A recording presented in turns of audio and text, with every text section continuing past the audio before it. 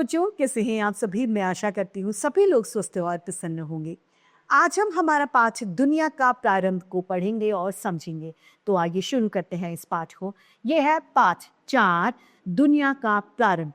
ये एक लेख है, आइए इसे पढ़ते हैं। बहुत पुरानी बात है, तब इस धरती पर कोई इंसान नहीं रहता था। दुनिया यानी संसार को बनाने वाले ने सोचा कि मुझे एक रखवाला यानी पहरेदार चाहिए जो इस दुनिया की देखभाल कर सके। सिंह ने यानी शेर ने दहाड़ कर कहा, इसकी क्या जरूरत है, मैं जंगल का राजा हूं, मैं ही सारी दुनिया की रखवाली कर लूंगा। हाथी ने सिर हिलाते हुए कहा, हुजूर, आपने मुझे इतना भारी भरकम शानदार बनाया है, मैं इस काम के लिए ठीक हूं। व्हेल मछली से ने पूछा, क्या ये सब तैर सकते हैं? क्या ये दूसरी मछलियों और समुद्र के जीव जंतुओं की रखवाली कर पाएंगे? आखिर मैं हूं समुद्र की रानी, मैं अपना सिर पानी के ऊपर रखकर देख सकती हूं कि धरती पर क्या हो रहा है। शार्क ने ऐलान कर दिया यानी अनाउंसमेंट कर दिया कि उसके नुकीले दांत ही दुनिया की रखवाली के लिए बहुत हैं, काफी हैं। चील ने हंसकर कहा, जानवर तो सिर्फ जमीन का ध्यान रख पाएंगे, व्हेल और शार्क पानी का, लेकिन मैं तो उड़ते हुए जमीन, आसमान और पानी तीनों पर नजर रख सकती हूँ, यानी मैं तीनों जगह अपने कवर कर सकती हूँ। दुनिया बनाने वाले ने बड़े ध्यान से सबकी बातें सुनी और वो बोले कि मैं आदमी बनाऊंगा। सभी जानवर सोच में पड़ गए। आखिर आदमी का रूप रंग कैसा होगा? क्या इनके पंख भी होंगे? क्या वह शेर की तरह दौड़ेगा? क्या वह मछली की तरह तैरेगा या फिर चील की तरह उड़ेगा? सूरज डूब गया था, रात हो गई थी। दुनिया बनाने वाले ने सबसे पहले एक आदमी और औरत बनाए। तारों की टिमटिमाती चमक उनकी आंखों में डाली, काले बादलों जैसे बाल बनाए, चांद जैसे सफेद नाखून और दांत बनाए। ये किसने बनाए? प्रकृति के रचयिता ने। उनकी टांगें मजबूत, दिमाग तेज और हाथ ऐसे की अजब गजब चीजें बना सके। जब रात बीती, सुबह हुई तो दुनिया बनाने वाले ने दूसरी जोड़ी बनाई। सुबह की सफेद रोशनी उनकी चमड़ी में, आसमान का नीला रंग उनकी आंखों में डाला और सूरज की सुनहरी किरणें उनके बालों को उनसे चमका दिया।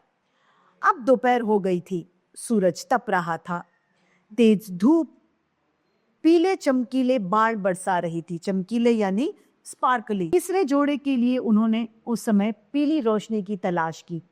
दोपहर की घनी छांव से बाल बनाए, काली तिरछी आंखें बनाई ताकि वे सूरज की ओर देखते हुए आंख न मूंद ले यानी बंद न करें। शाम हो गई, गहरे नीले आकाश से नीचे झांक रहे थे वो। चौथी और आखिरी जोड़ी के शरीर पर उन्होंने गीली मिट्टी जैसे रंग डाला, रात जैसी काली चमड़ी बनाई, मोती जैसे दांत, बड़ी बड़ी आंखें और सुंदर नाक नक्शा बनाया।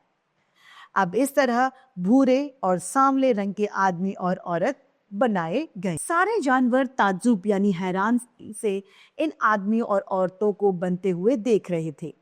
ये लोग अपनी 2 टांगों पर खड़े थे। उनके शरीर पर न पंख लगे थे और न ही बाल। सिर गिरजा और इतनी तेज दौड़ सकता हूं, मैं पंजे की मार भला ये झेल पाएंगे? उन्होंने बोला, क्या मेरे पंजे की मार ये आदमी झेल पाएंगे? जबरा बोला, धारियां होती तो भी कोई बात होती। सारे जानवर मान बैठे थे कि ये आदमी से ज्यादा सुंदर हैं। हाथी बोला, क्या मेरा स्लेटी रंग ज्यादा सुंदर नहीं है? चीते ने कहा, 2-4 धब्बे भी इनके शरीर पर होते तो ये अच्छे होते। शार्क उनके छोटे छोटे दांतों को देखकर हंसने लग गई। ये भला तैरेंगे कैसे? ये हमारी क्या रखवाली करेंगे?